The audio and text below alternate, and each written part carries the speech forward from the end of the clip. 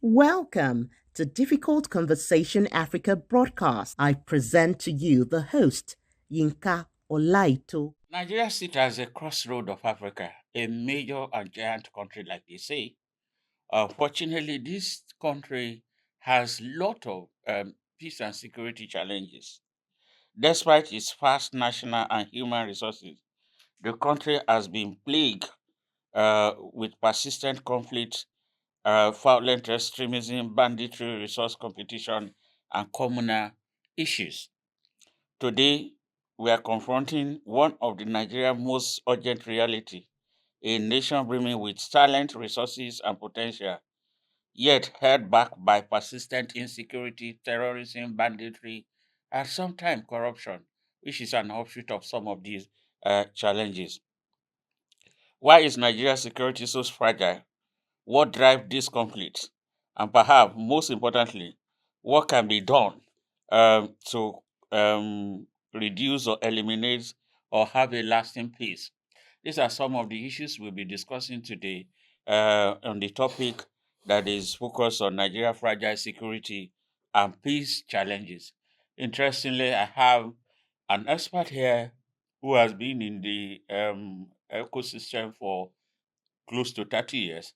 He's a peace and security expert, former coordinator of postgraduate criminology course at University of Lagos. He's also a professor at the same department. I'd like to welcome Professor Pius Adejoh. Welcome to the show. Thank you so much. My pleasure to be here today. Thank you for what you do, and we're happy that we still have people like you within the university system who has integrity and who remain forthright.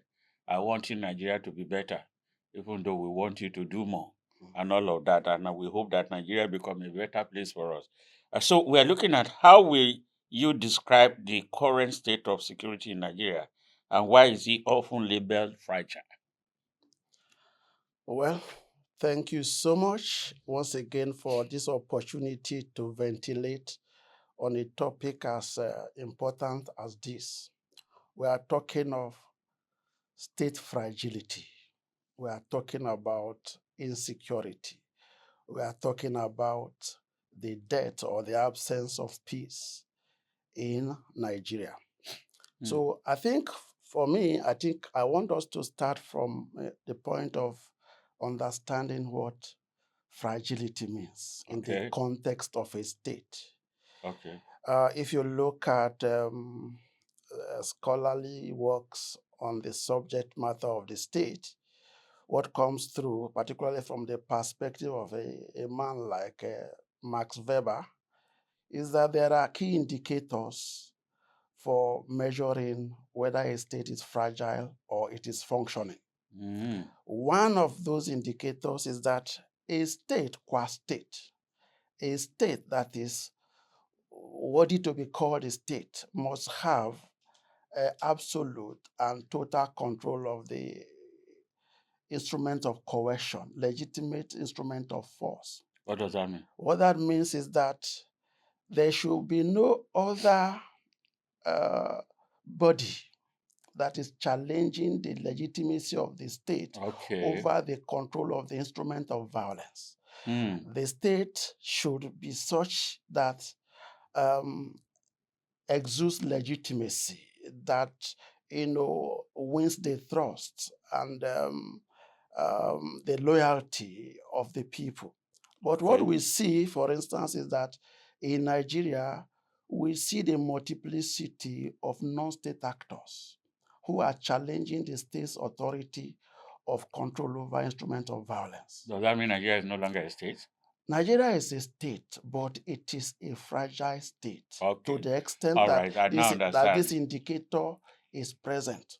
Okay. There are also other indicators of fragility. One such indicator is weak, you know, uh, institutions of government. When the institutions of government that are supposed to dispense services fairly, justly and equitably are not able to do that, it Hmm. signals, fragility. Fragility. And Okay. there are so many of those. And so, to the extent that we have other, non-state actors that are contesting this control over instruments of violence with the state, to that extent, we can say that the Nigerian state It's is very fragile. fragile. And then we can give examples that are rife. Whether you're looking at the Northeast, you see what terrorism of different, types are doing there. Whether you come to the Northwest, you see banditry that is taking a stronghold or that is rife. You come to the North Central, you see farmer-herdsman conflict that is, destabilizing the region. You come to the south, you see militancy. You come to the southeast, you see separatist agitation typified by the struggle by IPOB. So you see that across the vast of Nigeria. of Nigeria, you see that there are small groups, violent armed groups that are holding, that is challenging the sovereignty of the nation. To that extent, we are saying, yes, we can describe Nigeria's security situation as fragile. Very fragile. So, okay. Thank you because for me and some of our listeners, we just use the fragile just in the way we will maybe you describe a woman as she's very fragile. But now that we can see the indicator, I think that this is an hand opener. But what historical and structural factors have contributed mostly to Nigeria's recurring security challenges? As a security expert, what are your thoughts about the most factors that have contributed to this? Historical factors and cultural factors, structural factors. Yeah.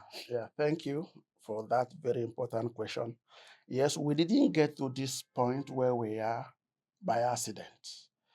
Like you said, there are a couple of factors that brought us to where we are. Some of them historical, some of them structural, some of them socio-economic, socio-political. And so, beginning from the historical perspective, one thing that we cannot miss out when we are discussing the crisis in the Nigerian state, whether it's at the level of security or at the level of governance, is the colonial legacy, the legacies left behind by the colonial masters. Well, people will say, why are you always... because I wanted to ask, because why do we always refer to colonial masters have left since 1960? Yes, colonial masters have left, but they left a system which impact and effect have continued to reverberate and recur across, throughout. But shouldn't we have outgrown them? Yes, we should have outgrown that, but you will begin to ask, what was the quality and the caliber of the leadership that took over from the colonial masters when they were going? The post-colonial elites saw the inequities and the privileges that were enjoyed by the colonial masters as they just took over those privileges and benefits. They took advantage of that to the extent that it also consolidated their hold on power. Was this established that those colonial masters were really taking advantage and privileges? Yes, it is clear in literature. Let me tell you, one thing that is clear in literature is the politicization, and then, the politicization of ethnicity. Before the colonial authorities came, even though we had different ethnic groups, ethnicity was not as pronounced. It was there, but people just saw ethnicity as a mere cultural label that defined people's identity and region of regions. But when the colonial masters came, they took advantage of it. They commoditize it. They politicize that word is heavy. They politicized it, and then they also created ethnic hierarchy. Before the colonial masters came, we just knew that we had so many tribes. None was majority, none was minority. It was the idea of the colonial masters to say these ones are majority, these ones are minority. From that point, ethnicity became an issue that conferred some advantages and benefits on people, depending on whether you are categorized as majority or minority. You get it? You saw that the majority tribes were giving privileges and benefits and opportunities that made them look superior to the minority, tribes. Till today, that exists. Before then, we were just Okay. neighbors. Now I have a better We're just understanding. neighbors. Nobody saw one as being superior to the other. Today, it's clear that some are superior than the others, and it has continued. Okay. Now it has become an instrument of mobilization, whether for political power, for resource control, or for relevance. You get it? All these were the hangovers of colonial, administration, which the post-colonial elites did not see any need to correct, because it was also profiting them. So it is to that extent that we cannot talk about Nigeria's insecurity or security challenges without alluding to our historical past. That's just one. Then we spoke about structural and then socioeconomic. Well, the colonial masters have come and gone. The post-colonial elites, took advantage. But we're also talking about governance gap. Are you getting it? Yes. There's governance deficit across board, whether at the local government level, at the state level, at the federal level. The governments, they are not doing enough to be able to provide the dividends of good governance. And to that extent, you have problems like unemployment persisting, you have problems like exclusion, you have problems like marginalization, you have problems like corruption. And all these put together interact to trigger alienation of the citizens from the state. They interact to create a feeling of frustration and, marginalization, which make particularly the young ones bitter and available to be recruited by anybody who can fill the void created by the state. Probably are using such a language that is heavy. Alienation of the citizen from the state. Of course. The citizenry are totally alienated from the state. The people do not feel that the state cares about them. The policies of the state, to what extent do they take the interest of the ordinary man into consideration? See education, see healthcare services. Have you gone to a typical hospital and see the faces of gloom and frustration? Have you seen the sick? Have you gone to the street to see those who are hawking, those who are struggling? They are not sure about where they are going to get the next meal in a nation that is blessed as much as Nigeria. The state appears distant from the people. And so it is this that creates frustration. Why do you think that people are gravitating towards their ethnic groups, are gravitating towards any other body that provides seems to provide half of what the state has failed to provide? But we have also seen that in most cases, the ethnic groups shit them at the end of the day. Yes. But at least they will get something. Momentarily, they create an impression that I am there for you. Since the government, since the state has failed you, I'm there for you. Okay. They are ready to make sacrifices because these ones are speaking their language and then speaking to their needs. For now. For now. But in the absence of a state that cares, at least you will see something. You will see somebody that say, come, I will give you momentary succor. You know how much people are getting paid to be recruited into different gang groups? The state, because of the temporary support. Why are people joining gangs? Gangs provide protection. Gangs provide momentary financial rewards. Let me eat today. Let me eat today. They are not looking at tomorrow. The implication. Yes. So the state is so far from the people. The state, people are alienated from the state. And to the extent that people are alienated, frustration is rife. They are available for anybody who can provide an alternative. At least immediate. Immediate alternative. How does Nigeria diverse ethnic, religious, and religious dynamics intensify the conflict and the violence? Do you think there are factors as a peace and security expert? Yes. What I just want to say, yes, Nigeria is a very hugely diverse nation Yeah. with well over 250 ethnic groups, and then multiplicity of religious groups. Then, because before we come and talk of regional differences, Okay. ideally, diversity in itself or identities in themselves are not conflictual automatically. Indeed, if we do what is needful, we should profit from our diverse, character. You get it? There are strengths in diversity. There are strengths in these different identities.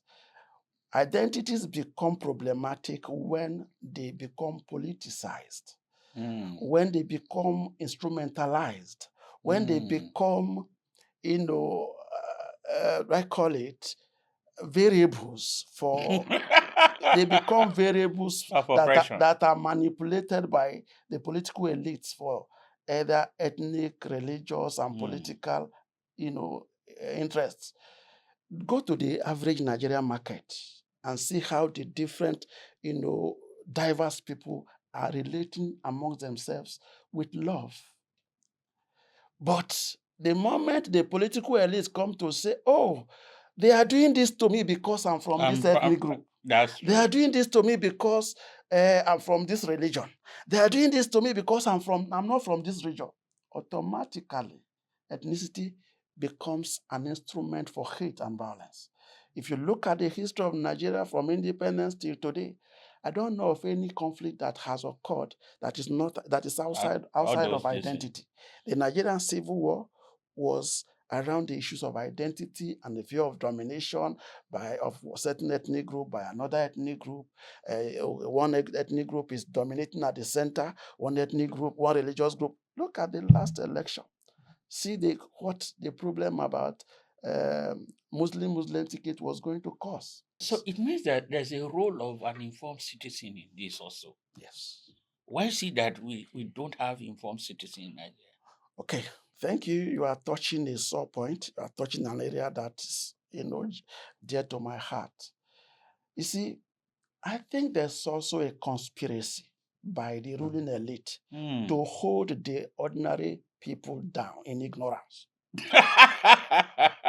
Okay. Yes, there is a deliberate conspiracy by the powers that be to ensure that people remain in ignorance perpetually. And this is reflected in the character of the education that is provided across board. Is our education actually a liberating education? Is our education that conscientizes our people? Has our education, the philosophy of our education shifted from what it was under the colonial era? It has not. People are just going to school, but they are illiterate. But you are in the academic sector too. Yes. If you know how the system works. You are conditioned to. Let me tell you a story. Yeah. The universities are just about to start a new curriculum. Okay. They call it CC Mass. We are transition from B Mass to CC Mass. CC Mass, the curriculum is designed 70% from Abuja. The university, without inputs. They just assemble their own experts to give us 70% content. Universities are only allowed to contribute 30%. So how do they teach something they are not part? 30%. Now, 30%. So even that 30%, all of them are limited to electives. So eventually, it's not core. So at the end of the day, there's an agenda you are just implementing. So it's a whole systemic issue. You get it? Yes. Well, I'm in the system, but there's much you can do. There's control. There's control. There's a protocol that you must follow. You get it? So how effective have been? I know you've worked a lot with insecurity agency and all of that, both in the Southwest and all of that. You're a consultant. Will you say that security agencies and policy had been effective in tackling insurgency, terrorism, and banditry? Well, yes, there's need to be balanced here. Okay. I know that a couple of years back, things were perhaps worse than Now, they are today. Yeah. So I would say to a large extent, There have been improvements. there have been successes. But are we where we should be? Not at all. I would say no. Well, I know that in the past, we know that Boko Haram terrorist groups, seized chunks of local governments and administered But things them. are better now. Things are much better now. But they are not the way they should be, because there appears to be an overwhelming concentration on the hard military focused approach to responding to insecurity. Just buy guns, buy fighter jets, equip the military, which is good on its own. But conflict is not about harm it alone. must also, our response to insecurity must also acknowledge that there are foundational issues, causes for insecurity. And so we must look at the soft developmental approach to insecurity. What are the causes of insecurity? Hunger in the land, widening gulf between the rich and the poor. Have-not. Some people will say you may not be able to eradicate inequality, but inequality becomes problematic when it is so wide. Today in Nigeria, the middle class has been effectively wiped out.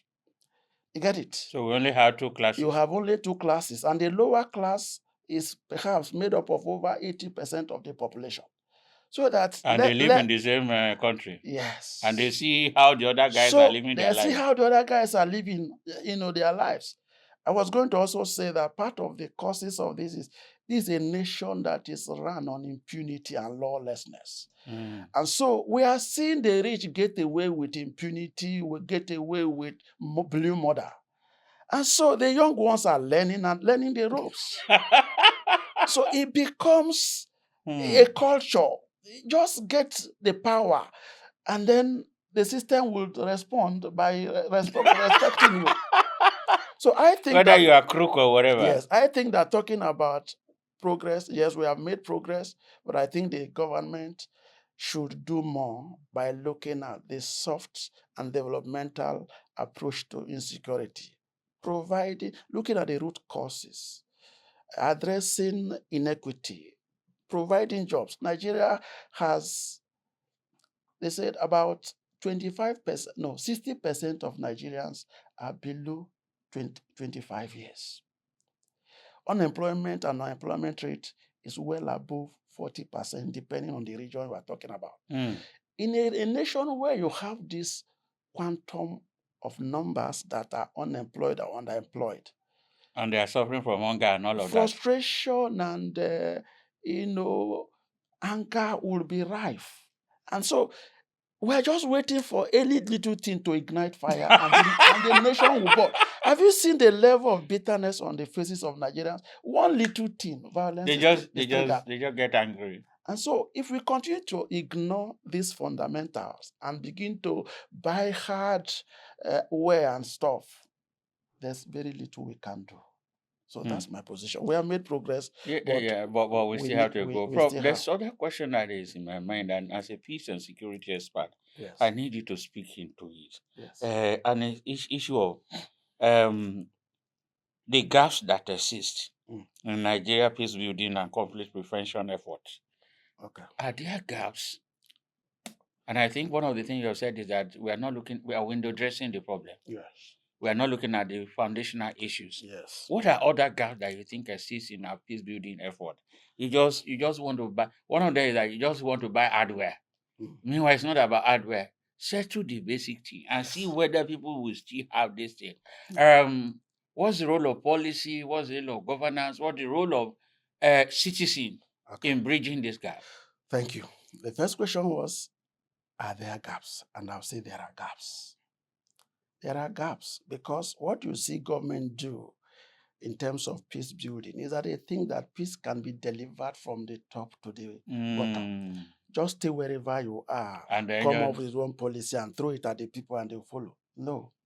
What I think the gap is this. There is little engagement with the people. With the people. Peace building is about winning the loyalty, winning the hearts, getting the buy-in of the ordinary people, so that issues are dealt with even before they started. They become an issue. That's what is missing. I'm not sure that the government is engaging sufficiently with the grassroots. What are the traditional rulers doing? The traditional rulers command tremendous influence. Even though we know that some of them... Are you sure they are losing the grip now? Yes, even though some of them have also become accomplices in kidnapping and whatever. But it's also a reflection of a lack of effective oversight. If there is effective oversight on the traditional institution, and then a challenge to them to do what they should do, they are veritable resources that could be used to, close the gap at the community level. What am I saying? I'm saying, for instance, that when we were growing up, there was this conscious effort by government to instill the spirit of patriotism and nationalism. Okay. In almost everybody. There was Nigeria. We were all talking about Nigeria. We were talking about patriotism. Today, that is dead. There is no conscious effort by any government institution to say, yes, can we galvanize the people? First of all, is there a Nigerian? Is there a Nigeria that we are marketing to the people? There is no Nigeria that we are marketing to the people. Go to schools now. Instead of talking about Nigeria and nationalism, it is Christian music, Christian songs that they sing at the assemblies. It is Muslim songs that they sing at the assemblies. Meanwhile, those days, that was an opportunity to create the consciousness about the country and people. So, peace building effort, government is not doing enough to get the buy-in of the people into their dream of a Nigeria, because there doesn't seem to even be a Nigerian dream. There is no ideal definition of who a Nigerian is or what Nigeria is about that you are galvanizing the people to key into. That's missing. Then at the community level, there are resources at the local level that you can exploit. I've spoken about the traditional institution. There are civil society bodies that can also, be mobilized. There are religious bodies that can be mobilized. But what we see is that everybody is just on his or her own. No conscious effort to say, this is the goal, this is the direction we are going. No national vision. No vision. So that... and where there's no vision, people will go wild. People will perish. We are just doing whatever. Okay, because of our time, how do we think our international actors, neighboring country, and other regional organizations are influencing Nigeria's security landscape? Because we keep saying, oh, because our border is porous, people are coming into this place, that's why they are recruiting and all of that. What do you see about that? There are two ways to look at it, the positives and the negatives. Beginning with the negatives, you've spoken about that. The porosity of our borders have become a major issue when you talk about insecurity, because many, they come in and attack and retreat to neighboring countries. When you talk of the terrorists, that's their practice, attack, retreat. You talk of smuggling of small arms and light weapons. You can also say because of the porosity of our borders.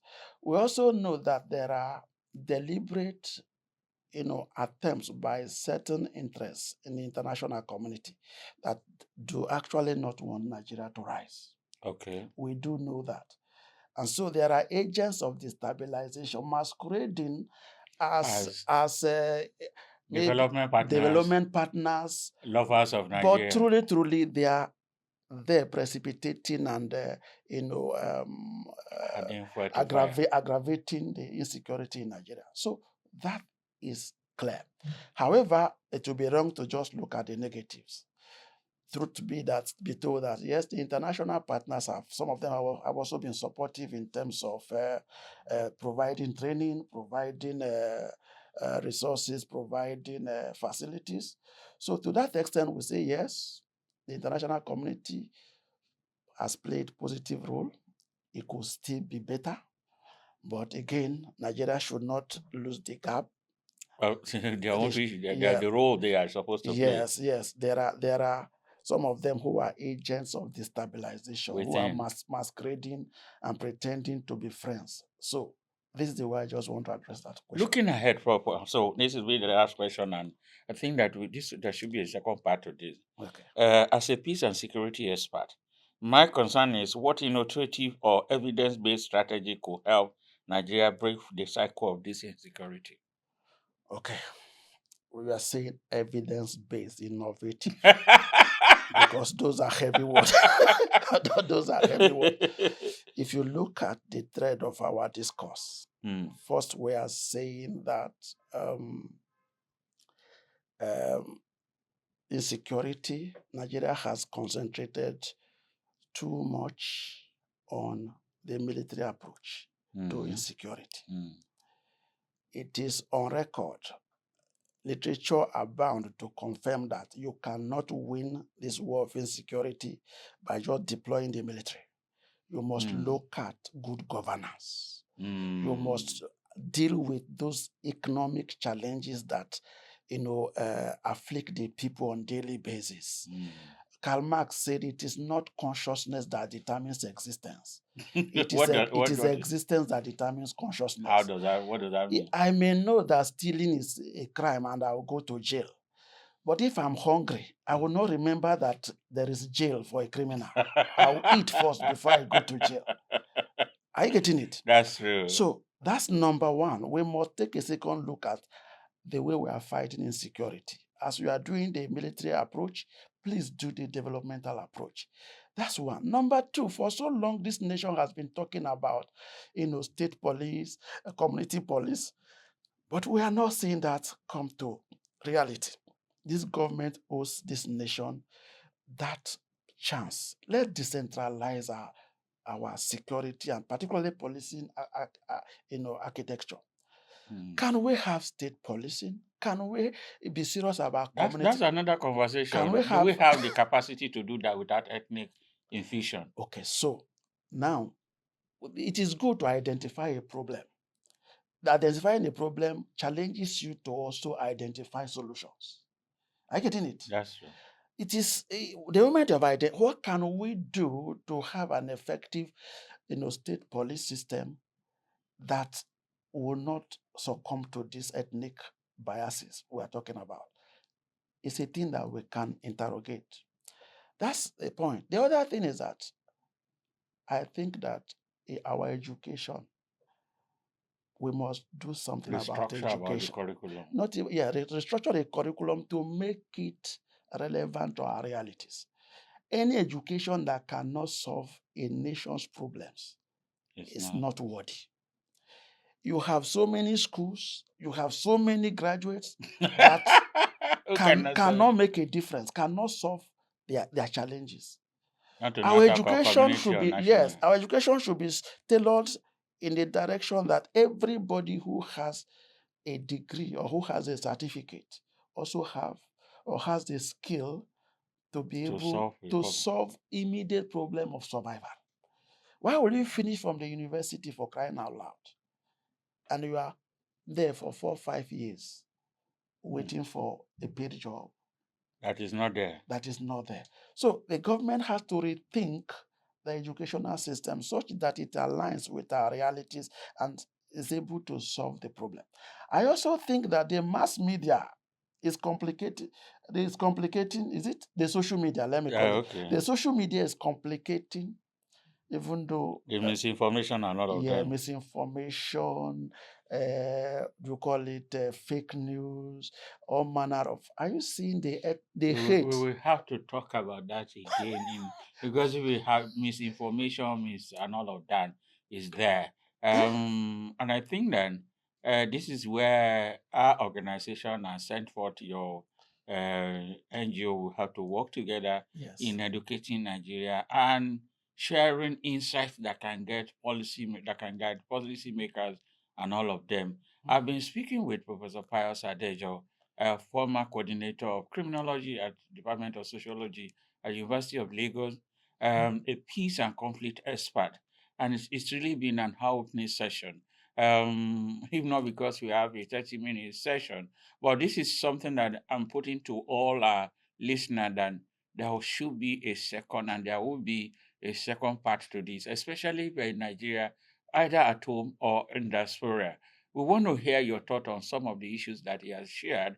And if you're in security or policy environment, I think it's also better for you to also send us your perspective so that it can guide the next level of the conversation we will be doing. So I'd like to say thank you to everybody. My name is Yinka Olaito. This is Difficult Conversation Africa podcast, a platform where we unpack issues that affect development issues across Africa, not only Nigeria. Please subscribe to our YouTube channel, and then please also go to our podcast website, www.difficultconversationafrica.org, where you can get all the episodes that have been recorded.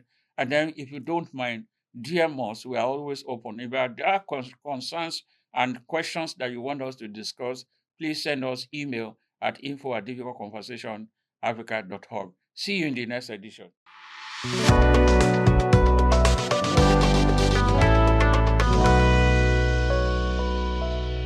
Thank you for listening to this episode. For inquiry, please send an email to info@difficultconversationafrica.org.